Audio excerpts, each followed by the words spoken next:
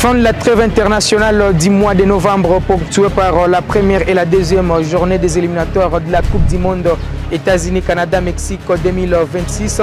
Les Léopards ont gagné la première journée face à la Mauritanie avant de concéder une défaite lors de la deuxième journée face au Soudan.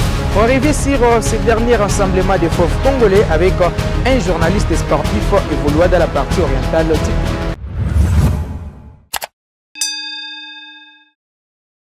Allez, il s'agit de Richard Mouima, un habitué d'ailleurs de cette émission sur Kivu Morning Post TV. Il est le président de l'association des journalistes sportifs du Congo, section du Nord Kivu. Richard, bonjour et surtout bonne arrivée. Bonjour Georges Ben Mouima, bonjour à toutes les téléspectatrices et tous les téléspectateurs de Kivu Morning Post. On revient avec vous sur ce dernier rassemblement des Léopards de la RDC, marqué par deux matchs de la première et la deuxième journée des éliminatoires de la Coupe du Monde 2026.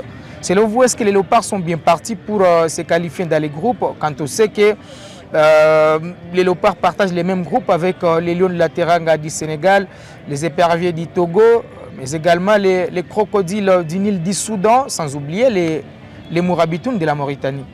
Bon, je pense que les Léopards gardent leur destin entre leurs propres mains parce qu'après la victoire face à la Mauritanie, ils ont été refroidis par les Crocodiles du Nil du Soudan dans un match un peu bizarre, bien sûr sur le plan du contenu des jeux proposés par les hommes de Sébastien Desabre. C'était à mon avis très poussif, si pas soporifique dans ces matchs-là.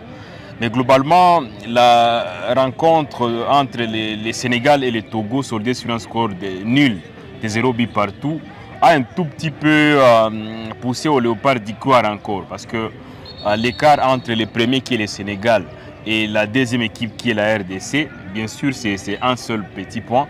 Donc pour dire que dans ces groupes, toutes les équipes gardent leur chance intacte, surtout les Léopards de la RDC.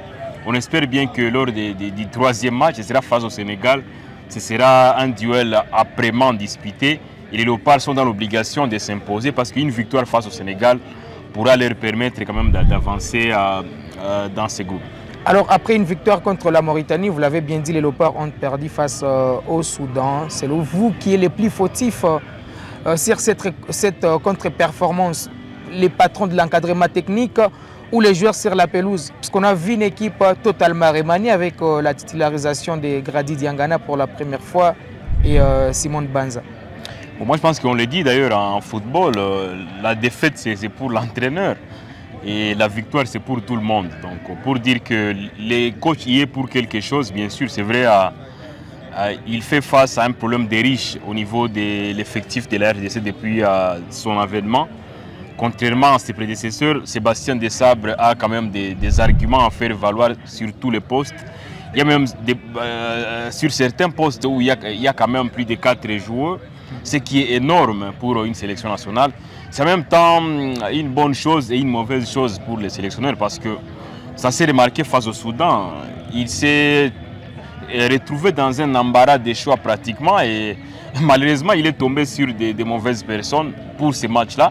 Je dois même le dire, un joueur comme Simon Banza, au vu de son rendement, de sa moisson au niveau du championnat portugais de football avec son club de Sporting Braga, personne ne peut douter quand même de son talent footballistiquement parlant. Donc c'est quand même un joueur très valeureux. Grady Diangana avec ce qu'il fait avec son club, bien sûr c'est également énorme, mais il faut quand même le dire, il y a un aspect très important des fois qui n'est pas mis en compte par certains entraîneurs ou sélectionneurs. C'est le fait de connaître les réalités du foot africain. On peut être très bon sur le vieux continent, mais pas forcément meilleur sur les continents. On peut être très bon en Europe, mais pas forcément meilleur au niveau du continent africain. On l'a remarqué avec plusieurs sélections. Et je pense bien que le fait pour lui de jeter son dévolu sur Simon Banza, par exemple, ou sur Grady Diangana, mais aussi avec son milieu de terrain, avec deux joueurs presque au même profil, Aaron Chibola et Charles Piquel, c'était pour moi une grosse prise de risque, malheureusement pour lui, parce qu'il est tombé dans son propre piège. Jusque-là, je ne sais pas comprendre pourquoi il a pu complètement chambouler son dispositif ou son 11 de départ, si l'on sait qu'à Kinshasa, face à la Mauritanie, ces mêmes joueurs ont pu gagner ce match-là par 2-0. Je ne saurais pas vraiment comprendre ce qui lui est passé par la tête pour mettre de côté les acteurs de ces matchs-là, surtout les 4 acteurs, notamment de ces matchs-là face à la Mauritanie. Il est fautif sur ce match et je pense bien que c'est une défaite qui tombe à point nommé parce que bien sûr, ça va lui permettre de rentrer sur terre, de même que tous les autres joueurs de l'équipe nationale. Alors, vous avez évoqué l'aspect de certains joueurs qui évoluent bien en Europe, qui sur les continents africains. Et dans notre dernière émission avec vous, vous étiez parmi les rares qui s'attendaient peut-être à une convocation de certains joueurs qui évoluent sur les continents africains, mais également dans les championnats nationaux de la RDC. Est-ce que ces joueurs ont toujours leur place dans la tanière des Léopards, vu les joueurs qui sont régulièrement convoqués par des sabres? Bon, ce n'est pas forcément un coup de gueule, mais moi je pense que des fois les joueurs qui évoluent sur les continents africains sont minimisés par des sélectionneurs. Et Sébastien Desabre en est une illustration parfaite. Parce que si on essaie un peu de s'attarder sur les chiffres, on va se rendre compte que quelqu'un comme Fiston Mayele, le peu de temps qu'on lui offre pour entrer sur l'heure des jeux, il les bonifie, jusqu'au point quand même de marquer 2 buts après 3 matchs disputés. C'est énorme pour un footballeur qui évolue dans une sélection nationale. Mais pourquoi ne pas lui donner la chance? Je suis sûr que si c'était effectivement un sentiment de retouche du 11 de départ de Kinshasa, Sébastien Desabre devrait en principe donner du temps de jeu à Fiston Mayele au vu de ce qu'il a pu faire par le passé en quelque sorte. Donc moi je pense que les sélectionneurs, pour la plupart, sont un tout petit peu complexés. Ils pensent que ceux qui évoluent en Europe sont plus meilleurs que ceux qui évoluent sur les continents. Pourtant, ils oublient une chose. Je l'ai dit et j'essaie un peu de le démontrer. Au niveau du continent africain, beaucoup de grands joueurs se sont cassés les nerfs à plusieurs reprises. J'ai entendu à moult reprises à l'époque les différentes réactions effectivement des joueurs comme Samuel Eto'o et Didier Drogba, à qui pourtant éclaboussaient de leur talent au niveau du continent européen, mais qui n'ont pas été au meilleur de leur forme avec leur sélection. Victor Osimhen est tout feu, tout flamme avec Naples. Il est l'un des meilleurs joueurs buteurs également de Naples au niveau de l'Europe, mais au niveau du continent africain, son rendement n'est pas le même. Bien sûr, parce que l'Afrique a ses propres particularités. Au niveau du continent africain, on a besoin de joueurs bagarreurs. On a besoin de joueurs qui sont en mesure de mettre leurs pieds même dans des crampons. Ce qui n'est pas le cas, par exemple, pour des joueurs européens qui touchent des millions au niveau du continent européen. Mais une fois sur les continents africains, ils ont du mal à se donner à 200% de peur qu'ils ne puissent se blesser et perdre leur place au niveau de leurs clubs respectifs, ce qui n'est pas le cas pour les joueurs qui évoluent sur les continents. Voilà. Alors, pour les prochains matchs, les Léopards de la RDC vont jouer contre les Lions de la Teranga du Sénégal. C'est déjà au mois de juin 2024, les 3 et les 11. Une double confrontation cadrée avec la 3e et la 4e journée. Vu les dernières prestations des Lions de la Teranga, une victoire face au Soudan du Sud, un match nul face au Togo, est-ce que les Léopards auront des arguments à faire valoir face à cette sélection de Sadio Mané? Moi, je pense que les Léopards ont des arguments. Si les éperviers du Togo ont réussi quand même à arracher un nul face à l'ogre sénégalais, cela veut dire quand même que tout le monde peut y croire face à cette équipe-là. Ce n'est pas un foudre de guerre, comme on le dit. Le Sénégal, c'est vrai, c'est pour moi la meilleure nation africaine, même s'il y a le Maroc également juste à côté. Mais ce n'est pas quand même une sélection imbattable.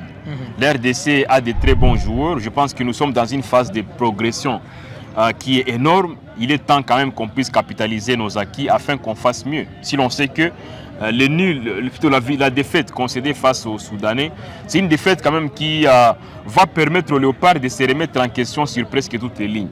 Peut-être le malheur qu'auront les Léopards, c'est d'affronter une sélection du Sénégal, également climatisée, si pas refroidie par la formation du Togo, ce qui présage un match très important. Vous le savez, j'ai commencé d'ailleurs à le dire en luminaire, celui qui va gagner le match face au Sénégal aura beaucoup plus de chances d'aller en Coupe du Monde pour ces groupes ici. Et les Léopards, en cas de victoire face aux Sénégalais, pourront prendre quand même une certaine avance considérable et ce sera au bénéfice du foot congolais. Les joueurs, il y en a au niveau de la RDC et ce qui est beaucoup plus important est que avant ces matchs-là, parce qu'il y a encore plusieurs mois, les Léopards vont d'abord se produire à la CAN prochainement en Côte d'Ivoire. Et je suis sûr que beaucoup de joueurs ne pourront pas quitter cette CAN-là avec la même façon de voir les choses.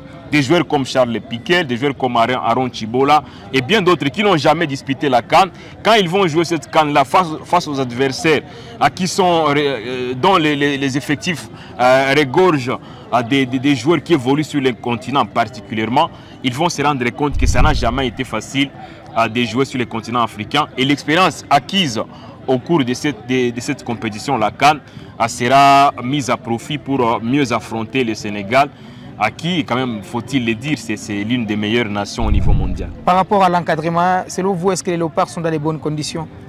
Ils ne se plaignent pas et on sait quand même que les Léopards, depuis un temps, lorsque ça ne va pas, il y a toujours des voix qui sont haussées. On connaît quand même des joueurs haut-parleurs.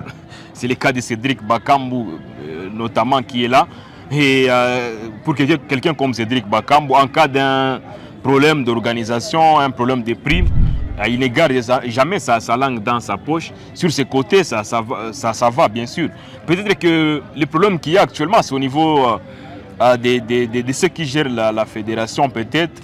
Il y a certaines bouches qui pensent que c'est le moment d'organiser les élections au niveau de la fédération. D'ailleurs, c'était prévu pour ce mois de novembre. Fort malheureusement, apparemment, les élections n'auront plus lieu pour ce mois ici. Il est temps quand même qu'on puisse avoir un comité élu au niveau de la fédération. Il est temps qu'on puisse également recadrer ce qui ne marche pas afin qu'on puisse mieux se produire. Mais aussi, il est temps que les supporters puissent prendre conscience parce que ce qui s'est vu lors du match face à la Mauritanie, un stade presque vide, un stade de martyrs presque vide ou qui n'est pas rempli, c'est quand même honteux. Et moi je pense également que ça doit interpeller surtout les dirigeants, les gouvernants afin qu'ils puissent construire des stades un peu partout. Ce n'est qu'en RDC où on pense que les matchs ne doivent se jouer qu'à Kinshasa. Pourtant, ce n'est pas le cas. Lorsqu'on voit l'équipe de France jouer, d'ailleurs, c'est rare des fois que j'ai vu l'équipe de France se produire à Paris. Dernièrement, ils ont gagné un match par 14-0 à Nice. Donc, pour dire qu'ils peuvent jouer à Marseille, à Lyon et dans d'autres coins de la France. Ici, chez nous, on pense que c'est Kinshasa qui mérite d'accueillir ces grands matchs-là. Bien sûr, c'est parce que c'est à Kin qu'il y a un très bon stade. Il est temps quand même qu'ils puissent en construire. Nous sommes dans une phase de campagne électorale. Chers messieurs, construisez des stades. Nous sommes par exemple ici au stade de l'unité de la ville de Goma qui ne répond pas quand même aux normes. Ce stade, effectivement, mérite également d'être retouché afin que les Léopards peuvent jouer ici par exemple. On a vu les Léopards des mois de 23 à jouer un match amical ici avant de rallier à Kigali. Maniema Union s'est produit ici dans un match international face à l'AS Kigali par exemple. Donc pour dire que si ce stade est retouché, on a vu il y a des petits stades que celui-ci qui abrite quand même des très grands matchs. Et je pense bien que les gouvernants pourront construire des stades afin qu'on puisse être dans de bonnes conditions. Alors Richard, pour peut-être finir, avant la 3e et la 4e journée, les Léopards vont se contenter d'abord d'une phase finale de la Coupe d'Afrique des Nations.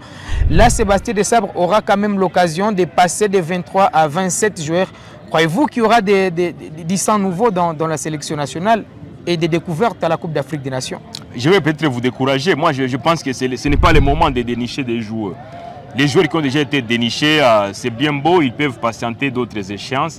Et je l'ai dit, vous savez, aujourd'hui en sélection, il se pose même des petits problèmes au niveau interne, même si on ne veut pas les dévoiler. Il y a une information qui a fuité dernièrement. Mouleka et Lilepo n'avaient pas pu accepter d'aller au stade des Martyrs, bien sûr pour assister au match face à la Mauritanie, parce qu'ils n'étaient pas contents de ne pas figurer sur la feuille des matchs. Donc pour dire qu'il y a quand même des problèmes d'effectifs. Et moi je pense bien que si on veut aller loin à la CAN, il faut faire avec les joueurs, l'ossature qu'il y a. Sébastien Desabre est chanceux plutôt parce qu'il est venu. Il a rencontré déjà une fondation, des anciens joueurs comme Chancel Mbemba, Cédric Bakambu, Sami Moutoussami, Gaël Kakuta sont là depuis plusieurs années. Et à cela, on rajoute quand même d'autres joueurs qui sont venus et qui déjà se sont déjà intégrés au niveau de l'équipe. C'est le cas d'Aaron Chibola actuellement. Il y a quand même des joueurs qui ont déjà compris à ce que c'est la sélection nationale, Fiston Maël et les autres. Donc je pense que c'est suffisant. Il est temps quand même qu'on puisse faire avec ces joueurs-là. Ce n'est pas le moment opportun pour aller dénicher des joueurs en Europe. Moi, je pense que pour la CAN, on doit quand même jouer, on doit amener des joueurs effectivement qui connaissent déjà la sélection nationale.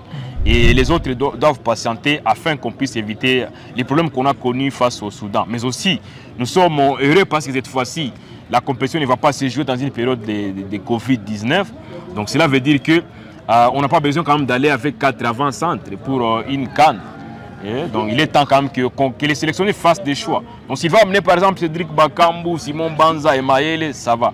Ou s'il va amener Ben Malango Ngita, Mouleka et Maël ou je ne sais pas d'autres joueurs, qu'il puisse en choisir au maximum 3 afin qu'on puisse nous éviter ce genre d'histoire. Parce qu'il y a certains joueurs par exemple qui voient c'est juste pour le tourisme. Et pourtant on n'a pas besoin de touristes, on a besoin de joueurs qui vont aller se battre bien sûr pour aller chercher par exemple des points, mais aussi par rapport à la façon dont il va guider son groupe, qu'il tienne compte beaucoup plus du vécu au niveau de la sélection et de l'expérience de disputer la CAN. Je dois quand même le dire ici, ne dispute pas la CAN qui veut. Parce qu'au niveau de la CAN, il y a des secrets qui sont cachés. Je dois vous dire par exemple au niveau de la sélection du Sénégal, je suis de très près de cette sélection, il faut quand même le dire, au niveau de cette sélection, il y a un joueur qui brille de mille feux au niveau du continent européen, c'est Nicolas Jackson avec Chelsea. Mais imaginez, ce joueur n'est pas titulaire au niveau de la sélection du Sénégal. Pourquoi? Parce qu'il est en train d'apprendre tout ce qui se passe au niveau de la sélection et il lui faut un peu de temps. Pourtant, actuellement, c'est l'un des meilleurs buteurs au niveau de l'Europe. Donc, ça veut dire quoi? Le sélectionneur Aliou Cissé du Sénégal a compris que pour faire intégrer un joueur, il faut quand même suivre des étapes. Et j'espère bien que Sébastien Desabre pourra comprendre cela et pourra peut-être aussi, pourquoi ne pas recourir. Moi, je pense que c'est le moment, on a vu quand même des petits soucis même au niveau de la défense. C'est le moment quand même de revoir ces plans. Si par exemple quelqu'un comme Tisserand peut être important en termes de renfort, même s'il ne peut pas être titularisé, il peut être la bienvenue parce qu'il connaît bien sûr cette sélection pour avoir été notamment capitaine. Parce qu'on a vu par exemple après la blessure de Dylan Batubinsika, c'est Inonga Baka à qui on a fait recours. C'est bien beau, mais on sent quand même qu'au niveau de l'axe défensif, il manque quand même certains joueurs, surtout des grandes expériences. Dylan Batubinsika n'a jamais joué la CAN. Inonga Baka n'a jamais joué la CAN. Je pense que Tisserand peut être d'un apport intéressant pour cette équipe lors de la CAN, surtout qu'avec son équipe, son club, il essaie un peu quand même de hausser son niveau. Et sur ce point, on doit quand même. Moi, je pense qu'on ne pourra pas aller à la CAN en étant complexé. Aujourd'hui, en Afrique, il n'y a plus de petites équipes. Autant que nous pouvons respecter des sélections comme le Maroc, le Sénégal, l'Algérie, ces sélections nous respectent également à notre juste valeur. Donc on ne doit pas être complexé. L'RDC a des arguments à faire valoir. Il suffit juste qu'on soit sérieux. Il suffit juste que les sélectionneurs choisissent les bonnes personnes pour mieux jouer. Et on peut espérer pourquoi ne pas remporter à cette CAN après celle qu'on avait remportée en 1974 effectivement en Égypte face à la Zambie. Richard, votre vœu, remporter la Coupe d'Afrique des Nations ou se qualifier à la Coupe du Monde? Moi, je pense que le vœu le plus ardent, c'est remporter la CAN. Je dois quand même le dire, il faut quand même dire, remporter la CAN a une saveur un tout petit peu particulière. Forcément, en se qualifiant à la Coupe du Monde, on ne pourra pas y aller pour la remporter. Donc aussi, bien sûr, atteindre les demi-finales comme a fait le Maroc, ce n'est pas réservé à tout le monde. Moi, entre se qualifier à la Coupe du Monde et remporter la CAN, je dois quand même le dire, remporter la CAN, c'est beaucoup plus significatif et symbolique. Parce que, quand même, faut-il le dire, il y a beaucoup de joueurs qui sont très malheureux, qui ont été parmi les meilleurs joueurs d'Afrique, mais qui ont quitté cette sélection sans jamais remporter cette CAN. Trésor Mputu, Mbala Mbuta Biscot, Matumuna Zolarum, Shabani Nonda, Lualua et d'autres joueurs. Imaginez toutes ces légendes, comme ils s'appellent actuellement. Elles ont quitté la sélection, ces légendes-là, sans jamais remporter la CAN. Et moi, je pense bien que c'est compliqué. La CAN a une saveur un peu particulière parce que c'est un trophée qui sera gardé à jamais dans la vitrine, alors que la Coupe du Monde, ce n'est qu'une participation. Et puis c'est tout, parce que la RDC ne pourra pas y aller pour emporter la Coupe du Monde. Allez, merci beaucoup Richard, c'était un plaisir. Merci également à Georges Ben Mouima, merci à tous ceux qui nous ont suivis. Allez, ça sera tout pour cette production sur Kivu Morning Post TV. On se fixe rendez-vous très prochainement, ça sera avec ce même plaisir.